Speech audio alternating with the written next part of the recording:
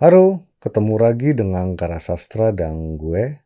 Gue mau bahas serial One Piece yang usianya udah 25 tahun lebih. Serial ini udah sampai episode 1155 dan masih belum tamat. Gue mau ngajak untuk ngintip fakta filosofis yang ada dalam serial ini. Yuk, kita duduk santai, kita nongkrong yang filosofis.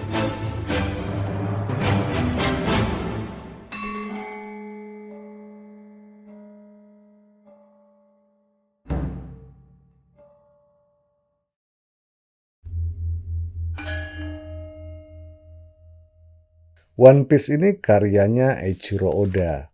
Awal kali dibuat dalam bentuk komik di tahun 97. Kemudian tahun 99 diangkat dalam bentuk versi animasinya. Serial ini menurut gue menarik karena banyak peristiwa-peristiwa di dalam cerita yang mirip dengan fakta-fakta yang ada dalam kehidupan kita. Dan hal itu menurut gue wajar karena memang bagian dari strategi kreatif supaya bisa membawa audiens masuk ke dalam alur ceritanya. Serial ini bercerita tentang seorang bocah yang bernama Luffy yang punya cita-cita ingin menjadi Raja Bajak Laut. Sejak Luffy kecil, Luffy ingin bergabung dengan Shanks, masuk menjadi awak kapal, tapi sama Shanks nggak dikasih izin tuh. Kemudian Luffy bersumpah akan menjadi seorang bajak laut dan punya anggota sendiri. Dan di situ Shanks memberi persetujuan dengan menitipkan topi jeraminya supaya si topi jerami ini bisa menjadi saksi perjalanan Luffy untuk mencapai cita-citanya. Tahu sendiri tuh, kalau sudah istilahnya bajak laut, pasti hubungannya dengan kejahatan. Awal kali Luffy melakukan perjalanan sendiri, sampai dia ketemu tokoh-tokoh yang punya keahlian yang berbeda-beda dan unik. Mulai dari Zoro, terus Nami, ada Usopp, lanjut Sanji, kemudian Chopper, Robin, Franky, Brook, dan yang terakhir adalah Jinbei. Mereka bergabung bersama Luffy dan kemudian mereka bersepuluh disebut sebagai anggota bajak laut Mugiwara, artinya jerami.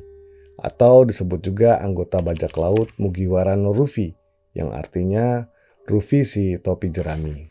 Serial ini memang punya cerita yang cukup panjang. Oleh sebab itu, Kala Sastra tertarik untuk melihat fakta filosofis yang ada di dalam serial ini. Apalagi ada peristiwa yang menarik di Indonesia, yaitu berkaitan dengan Jolly Roger.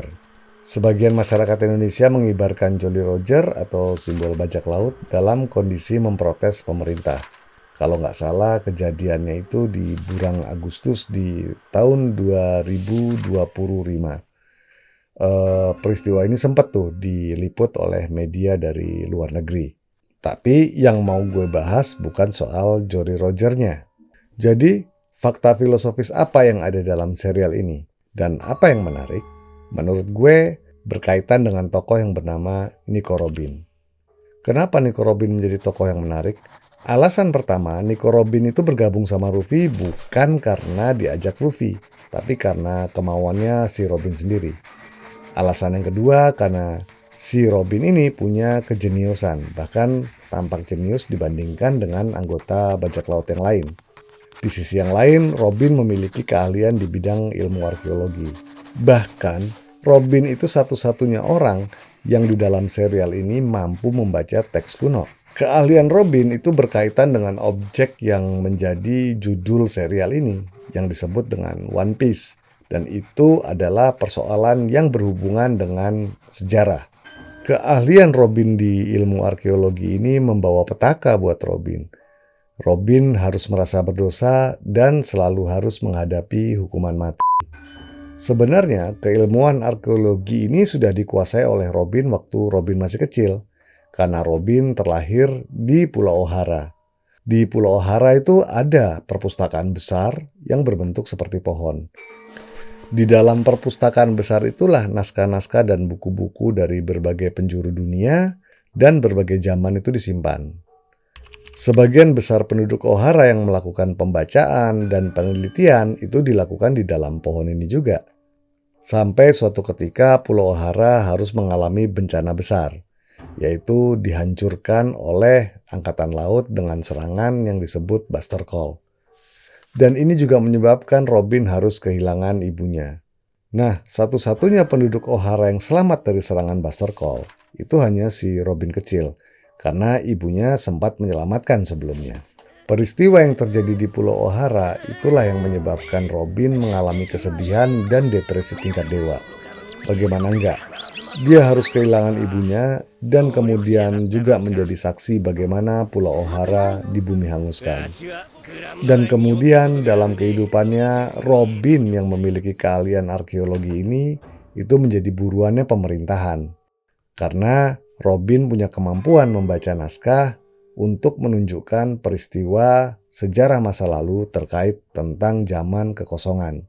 Robin juga diburu oleh agen yang bernama Cypherpole. Tujuannya untuk dimanfaatkan agar bisa menunjukkan tentang sejarah senjata dari zaman kuno. Ditambah lagi dengan depresi yang dialami Robin, dan dia juga merasa berdosa karena dia semestinya mati bersama penduduk Pulau O'Hara. Robin berubah dan sedikit agak cerah setelah bertemu dengan Ruffy dan menjadi anggota bajak lautnya Ruffy. Seperti yang gue bilang tadi, Robin yang minta untuk bergabung dengan Ruffy. Dan dengan bergabungnya Robin bersama Ruffy, ini justru memperjelas perjalanan Ruffy karena berkaitan dengan One Piece. Selama melakukan perjalanan bersama teman-temannya, Robin kemudian sempat mengalami lagi depresi atau keputusasaan. Apalagi pada saat dia ditangkap oleh agen pemerintah dan dibawa ke benteng yang bernama Enies Lobby. Robin sempat setuju untuk dibarter hidupnya dengan keselamatan teman-temannya. Bagi Ruffy, kehilangan seorang teman adalah persoalan yang besar. Oleh sebab itu, Ruffy ingin memastikan apa sebenarnya kehendak Robin sendiri. Sampai suatu ketika, Ruffy berteriak kepada Robin untuk mengatakan apa keinginannya. Dan itu dijawab oleh Robin dengan teriakan. Kalau nggak salah, Robin itu berteriak, "Aku ingin tetap hidup. Bawa aku pergi ke lautan bersamamu." Gue juga agak lupa. Tapi yang jelas dalam cerita ini, gulungan emosinya luar biasa. Gue juga sempat ngeluarin air mata. Kalimat yang keluar dari mulut Robin itu menjadikan Luffy merasa sudah cukup untuk menanggung seluruh resiko demi menyelamatkan Robin dari benteng Enies Lobby. Kenapa gue sebut fakta filosofis? Nah, untuk bisa menjawab persoalan itu, gue perlu untuk melakukan tahapan rasional awal, yaitu melakukan kategorisasi terhadap objek-objek yang ada dalam cerita ini. Jadi gue berusaha untuk membagi dulu menjadi beberapa bagian kategori. Kategori pertama adalah tentang sesuatu yang disebut pemerintahan dunia. Di sini gue menyebut sebagai kekuasaan. Kategori yang kedua adalah tentang marine, angkatan laut. Gue akan sebut ini sebagai penegak keamanan. Kategori yang ketiga adalah kategori bajak laut. Istilah ini atau label bajak laut, apabila kita cermatin, tentu rasional kita akan mengaitkan diri dengan nilai yang disebut dengan kejahatan. Tapi gue perlu lagi membagi kategori bajak laut ini menjadi subkategori. Subkategori pertama adalah bajak laut pada umumnya. Dan subkategori kedua adalah bajak laut yang menjadi antek kekuasaan. Sedangkan subkategori yang ketiga adalah bajak laut yang gue sebut sebagai nggak bajak laut banget. Ya, contohnya seperti Luffy dan beberapa pendukung Luffy. Lanjut ke kategori yang keempat, yaitu Robin dan ilmu arkeologinya. Gue sebut ini sebagai ilmuwan. Dan kemudian kategori yang kelima adalah objek dari sejarah atau objek yang berkaitan dengan ilmu arkeologi, yaitu artefak di dalam serial ini yang disebut dengan phonoglyph. Gue akan lebih pertegas bahwa ini kaitannya tentang sejarah dan pengetahuan kuno. Nah, itu 5 kategori yang merupakan kenyataan filosofis yang ada di dalam serial fiksi One Piece ini. Mungkin ada yang menyangkal atau bertanya, kenapa kok disebut dengan fakta, sedangkan ini adalah kisah fiksi? Nah, ini juga persoalan filosofis. Pertanyaan itu mungkin muncul karena kita punya pikiran bahwa apa yang disebut dengan fiksi itu sama dengan fiktif, dan itu salah besar. Yang jelas, jawaban gue terkait dengan pernyataan seperti itu tentunya dengan basis filosofis juga, yaitu bisa ditemukan di dalam pemahaman terhadap kausalitas atau teori sebab akibat. Jadi prinsipnya, ada sesuatu yang disebut dengan sebab, dan sebab itu akan menghasilkan akibat. Nah, di sini yang mau gue katakan bahwa yang disebut dengan fiksi itu pasti punya sebab. Atau kalau kita memahami ada sesuatu yang disebut dengan fiksi, maka rasional kita akan berpikir bahwa ada sebab sebelumnya yang menyebabkan fiksi itu ada. Dan secara filosofis tidak menjadi persoalan apakah sebab itu berupa empiris atau sesuatu yang bersifat metafisika. Gue coba mau bandingkan dengan pandangannya si Om Rocky Gerung pada saat beliau mendefinisikan tentang kata fiksi. Peristiwa yang sempat rame dan itu juga menyebabkan Om Rocky Gerung diperiksa di polisi itu. Jadi Om Rocky Gerung itu sempat mendefinisikan bahwa fiksi itu adalah sesuatu yang mengaktifasikan imajinasi. Dan kemudian melalui imajinasi itulah manusia akan berpikir tentang kenyataan yang terjadi di saat dia hidup atau di masa mendatang. Tapi persoalannya, imajinasi ini dalam pandangan gue adalah akibat dari keberadaan fiksi. Dan lemahnya pandangan Om Rocky Gerung ini belum melihat sebab dari fiksi itu ada. Dan menurut gue, pandangan Om Rocky Gerung ini nggak bisa dibilang salah, bahkan nggak salah. Tapi jelas bukan merupakan kebenaran absolut. Karena masih terbatasi dengan pandangan-pandangan yang tidak dilihat oleh Om Rocky Gerung, yaitu adanya sebab yang mendahului fiksi. Dan uniknya, fiksi di sisi yang lain bisa diartikan sebagai imajinasi. Seandainya kalau kita kembalikan ke dalam pemahaman Om Rocky Gerung, apakah kemudian kita akan mendefinisikan bahwa fiksi itu adalah imajinasi yang mengaktifkan imajinasi? Gitu nggak ya? Yang jelas, secara rasional yang paling purba, melalui fiksi, imajinasi manusia akan teraktivasi dan kemudian menggambarkan simbol-simbol yang ada di dalam alur cerita fiksi. Dan melalui rasional yang purba ini tadi juga, manusia akan mencari persamaan-persamaan dari simbol-simbol yang sudah ditafsirkan tadi di sekitar kehidupannya dia. Dan itulah kenapa ada teori yang menyebut bahwa manusia itu disebut sebagai homo symbolicum, atau manusia adalah makhluk simbol. Tapi teori ini nggak bisa dibilang benar mutlak juga, karena simbol itu mengantarkan pengetahuan, dan ada pengetahuan yang mendahului simbol. Di sisi yang lain, urusan manusia itu bukan melulu persoalan simbol. Kalau kembali lagi ke dalam hukum sebab akibat tadi, hukumnya nggak sesederhana dalam batasan itu. Dan juga rasional tidak bekerja sepurba itu. Tapi tetap mekanisme tersebut bisa kita gunakan sebagai awalan untuk memulai perenungan filosofis. Kapan-kapan gue akan bahas lebih dalam soal rasionalitas dan kausalitas. Atau kalau ada yang mau bahas lebih lanjut dan punya pandangan yang lain, silakan tuh tinggalin jejak di kolom komentar. Kita balik lagi ke serial fiksi One Piece.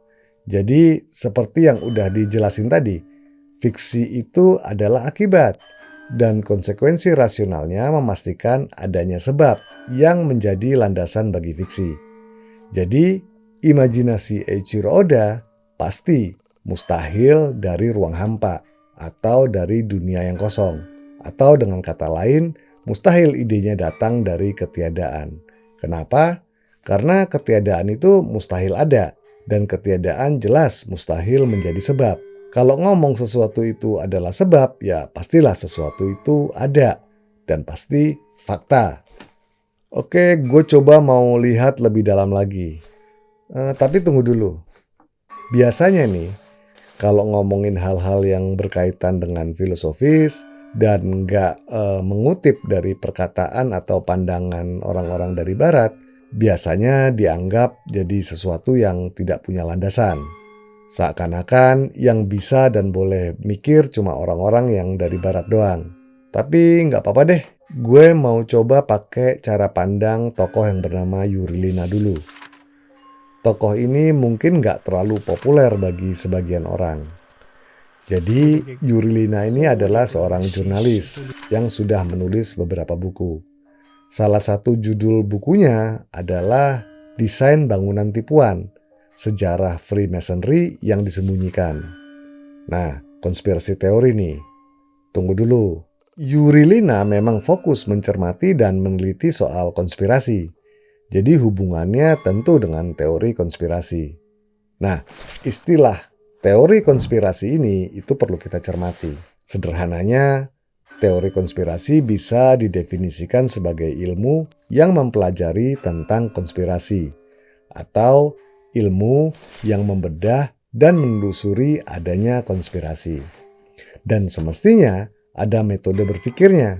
Pastinya juga ada cara mengukur kebenarannya. Walaupun sering tuh bukti-buktinya nggak bisa ditemukan.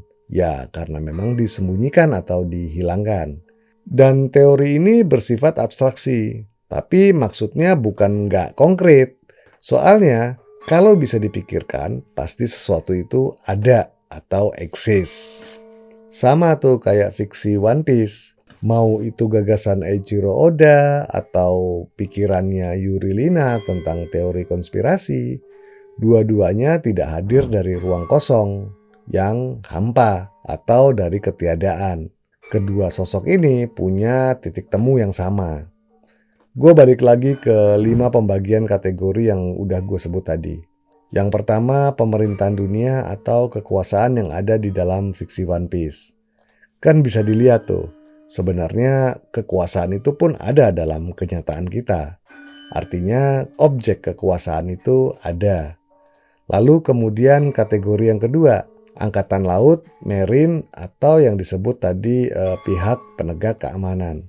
Sama juga bahwa itu ada di dalam kenyataan kehidupan manusia. Kemudian adanya hubungan antara penegak hukum dan kekuasaan. Hal yang juga ada dalam kenyataan kita. Terus gimana dengan kelompok kategori yang disebut dengan bajak laut? Apakah memang ada? Dulu mungkin ada, tapi kalau sekarang bentuknya gue yakin udah berubah. Mungkin bajak laut udah berubah menjadi teroris. Ini mungkin ya, bisa jadi gue salah. Nah, dari kategori yang ketiga ini, terkait pada kekuasaan, keamanan, dan bajak laut. Gue mau lihat sisi filosofisnya agak lebih dalam lagi. Kelompok kategori bajak laut kan tadi udah gue bagi menjadi 3 subkategori.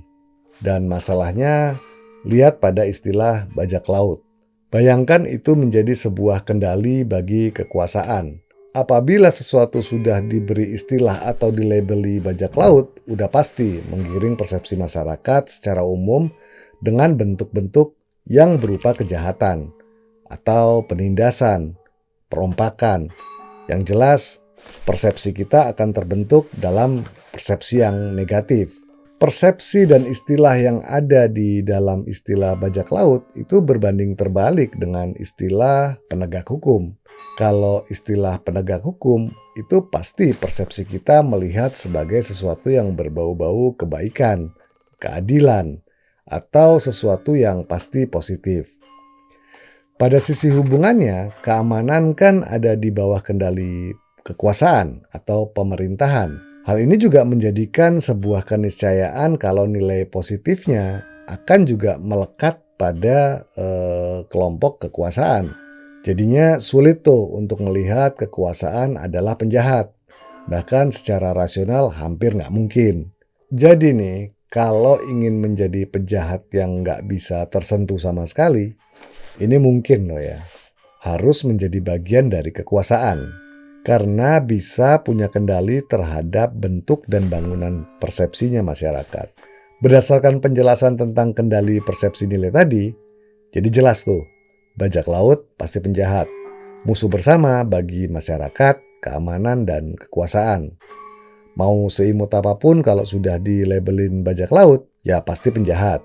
Dan sebaliknya, mau seserem apapun kalau udah dilabelin pakai label-label suci, ya akan dilihat sebagai kebaikan. Gue menyebut ini sebagai konspirasi atau permainan persepsi.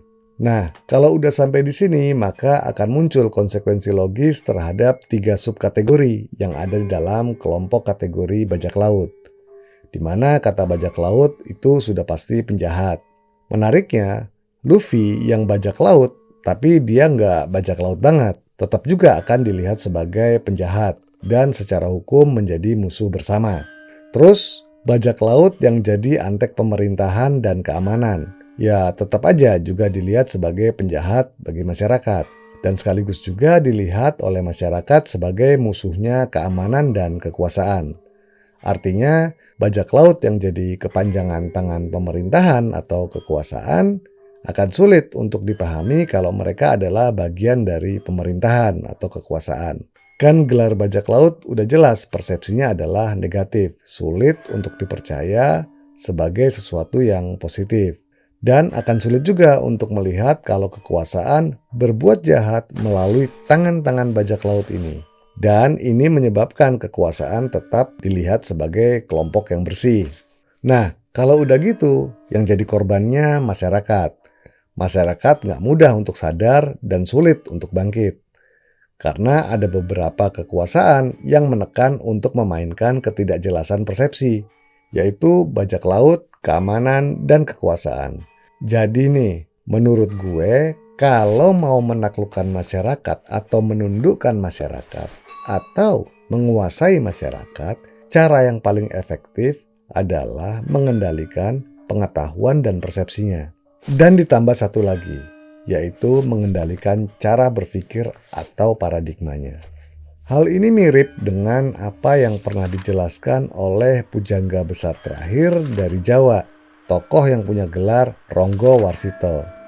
Dalam karyanya yang berjudul Serat Kolotido, beliau memberi sinyal kalau persepsi itu udah dibolak-balik, yang mulia dihinakan dan yang hina dimuliakan.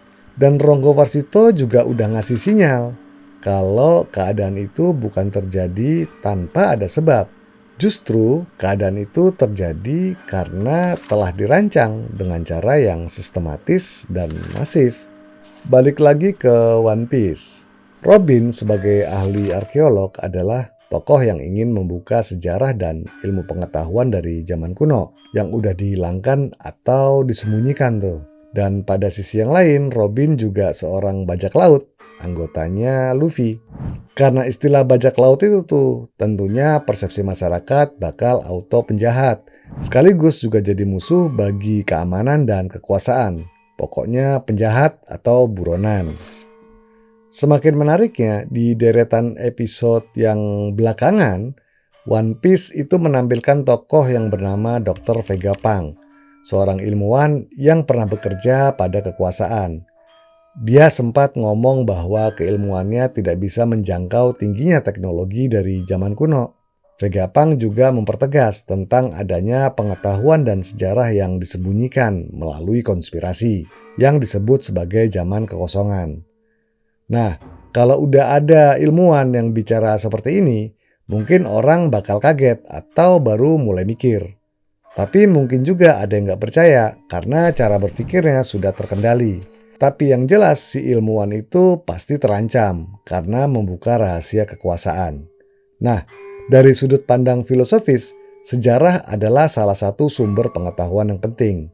Bayangin kalau sejarah nggak ada atau hilang, maka hilang juga satu pengetahuan manusia. Sehingga perkembangan ilmu pasti mengalami ketimpangan, kurang, karena nggak lengkap. Dan untuk menghilangkan atau menyembunyikan sejarah, udah pasti tuh bakal membutuhkan konspirasi yang rapat dan kuat. Supaya nggak mudah ditemukan lagi oleh orang dan nggak bisa dibuka kebenaran yang sesungguhnya. Dan udah pasti konspirasi akan mulai dengan menciptakan satu kebohongan. Terus akan berlanjut menciptakan jutaan kebohongan-kebohongan lain. Tujuannya cuma satu, menutupi kebohongan yang terawal. Biasanya kalau sudah ada manusia yang sadar dengan fitrah pengetahuannya, bakal tuh akan mencari jalan untuk membuka kebenaran sejarah itu. Tapi biasanya juga nggak bakalan banyak, karena berpikir dan berfilsafat itu sulit, sekaligus melelahkan. Sedangkan kebanyakan orang lebih memilih untuk disuapin informasi doang. Sejatinya manusia itu adalah makhluk pengetahuan. Kalau gue pinjem bahasa asing disebut sebagai Homo epistemicus. Karena alamiahnya manusia akan selalu berlandaskan pada pengetahuan. Pengetahuanlah yang menjadi awalan manusia untuk segala sesuatu di dalam kehidupannya. Dan udah pasti pengetahuan juga yang mendahului teori-teori ilmu. Yang menyebut tadi Homo symbolicum atau teori-teori yang lain. Karena tanpa pengetahuan, manusia nggak mungkin bermain dengan simbol. Lalu tanpa pengetahuan juga, bagaimana teori Homo symbolicum itu bisa diciptakan? Atau jangan-jangan nih, dengan adanya teori Homo symbolicum, manusia jadi terkendali cara berpikirnya. Sehingga dibatasi untuk tidak melihat fitrah dirinya yang paling mendasar, yaitu makhluk pengetahuan. Ya, seperti yang gue bilang tadi tuh, lewat pengendalian cara berpikir atau melalui teori-teori yang gue sebut pengendalian paradigma. Sehingga terbentuk paradigma yang cuma minta disuapin informasi. Dan sulit untuk sadar kalau informasi itu bertujuan untuk mengendalikan persepsi juga. Bisa benar, bisa juga diarahkan ke yang salah. Nah, coba sekarang kita aktifasikan imajinasi kita kalau pengetahuan-pengetahuan dihilangkan karena unsur kesengajaan. Dihilangkan karena memang ada alasan atau tujuan tertentu. Setelah dihilangkan, kemudian diciptakan kebohongan-kebohongan atau pengetahuan baru, atau sebut saja sebagai informasi baru. Dan pasti akan ada informasi-informasi lanjutan untuk menutupi kebohongan atau informasi yang awal tadi. Terus, gimana kalau informasi itu dibungkus dengan rapi? Sehingga tampak rasional, logis, dan ilmiah. Pastinya nggak bakalan bisa langsung kelihatan tuh kalau informasi itu adalah kebohongan. Di sini nih hubungannya antara One Piece-nya Eiichiro Oda dengan pemikirannya Yurilina tadi. Kalau mau disimpulkan dari tulisan-tulisan Yurilina, ada beberapa poin penting yang perlu dilihat. Khususnya soal bagaimana cara menjajah dan mengendalikan suatu bangsa. Sederhananya cara melakukan kolonialisasi. Cara yang pertama, kaburkan sejarahnya. Cara yang kedua, hancurkan atau hilangkan bukti-bukti sejarah supaya nggak bisa dilihat lagi. Dan cara yang ketiga, putuskan hubungan masyarakatnya dengan leluhurnya. Atau dikasih doktrin kalau leluhurnya adalah orang-orang yang bodoh dan primitif. One Piece, Luffy, dan perjalanannya bersama Nico Robin adalah persoalan sejarah dan menguak ilmu pengetahuan dari masa lalu. Membuka kenyataan yang sesungguhnya, mengembalikan satu bagian pengetahuan primer yang penting, yang telah dihilangkan atau disembunyikan. Dari sini, kita bisa lihat ada kenyataan yang sama antara kenyataan di dalam serial fiksi One Piece dan kenyataan hidup kita. Persis seperti penjelasan Yurilina tentang konspirasi di dunia melalui buku-bukunya. Misalnya soal adanya peristiwa seperti di Ohara, perpustakaan yang besar kemudian di bumi hanguskan. Seperti yang terjadi di Andalusia atau Spanyol sekitar abad 15. Pelakunya tentara-tentara Kristen dari Eropa. Sama halnya tentang fakta adanya ilmuwan yang berbeda pandangan dengan kekuasaan. Bakal dibinasakan juga sama kekuasaan. Seperti contohnya Galileo dengan teori matahari sebagai pusat tata surya. Ada juga peristiwa penghilangan bukti-bukti sejarah. Seperti peristiwa penyitaan manuskrip-manuskrip kuno. Atau gue sebut sebagai bentuk perampokan artefak, naskah, dan manuskrip kuno. Titik waktu yang menyebabkan naskah-naskah dan manuskrip-manuskrip banyak yang hilang dari Nusantara. Termasuk manuskrip yang terpanjang di dunia, yaitu Lontara I Lagaligo dari Sulawesi. Pelakunya kolonial Eropa, masih bagian dari bangsa Eropa yang membumi hanguskan perpustakaan besar di Andalusia atau Spanyol. Yang jelas, apa yang dilakukan oleh bangsa-bangsa Eropa itu pasti punya tujuan. Dan bisa dipastikan, akibatnya kita berjarak dari sumber pengetahuan leluhur atau pengetahuan kuno. Terus, yang ada, masyarakat hanya boleh memahami pengetahuan leluhur melalui paradigma buatan mereka. Sederhananya, dengan teori yang mereka buat. Seperti tujuan awal membiayai Dr. Vegapunk. Tambah repot lagi, mereka juga tuh yang punya otoritas membuat terjemahan dari manuskrip-manuskrip leluhur. Jadinya bakal menambah jarak antara masyarakat dengan sejarah dan ilmu pengetahuan leluhurnya. Kalaupun kenal leluhurnya, ya udah dalam persepsi yang dibentuk oleh mereka, yaitu leluhur yang primitif dan bodoh. Tapi, apakah gue berlebihan nih berpandangan seperti ini? Coba deh, kalau punya pendapat bisa ditulis di kolom komentar. Yang jelas, fakta sosialnya banyak tuh dari kita yang kagum dan memuja-muja bangsa barat. Bangsa yang sudah memproduksi teori-teori, ilmu-ilmu, bahkan sampai memproduksi gaya hidup. Seakan-akan hanya dari mereka kecerdasan itu datang. Contoh sederhananya gini, kalau ngebahas tentang pemikiran dan filsafat, secara umum orang-orang akan melirik dan menyinggung tokoh-tokoh filsuf dari Yunani atau dari negeri luar yang jauh. Seakan-akan nggak ada manusia di sini yang pernah berpikir sebelumnya secara mandiri. Kayak berpikir itu duluan mereka, kita baru bisa mikir setelah mereka ngajarin gimana cara berpikir. Menurut gue sih aneh. Karena kenyataannya negeri ini udah bisa bikin candi Prambanan, Borobudur, ya itu bangunan yang dibuat berabad-abad sebelum ada teori gravitasi dan belum ada revolusi industri. Bahkan bangsa Nusantara sudah lebih dulu berlayar ke berbagai penjuru dunia. Sebaliknya, bangsa Eropa atau bangsa Barat di abad 5 itu masih di dalam abad ke-8 dan mereka baru menemukan benua Amerika juga di abad 15. Di sini sudah punya peradaban dan sudah mampu melakukan pelayaran jauh. Pastinya sudah ada ilmu pengetahuan. Jadi kalau balik lagi ke One Piece, Kalasastra dan gue menarik kesimpulan. Kalau kekuasaan punya kepentingan dengan sejarah dan pengetahuan. Atau istilah yang gue sebut tadi, mengendalikan pengetahuan, persepsi, dan paradigma.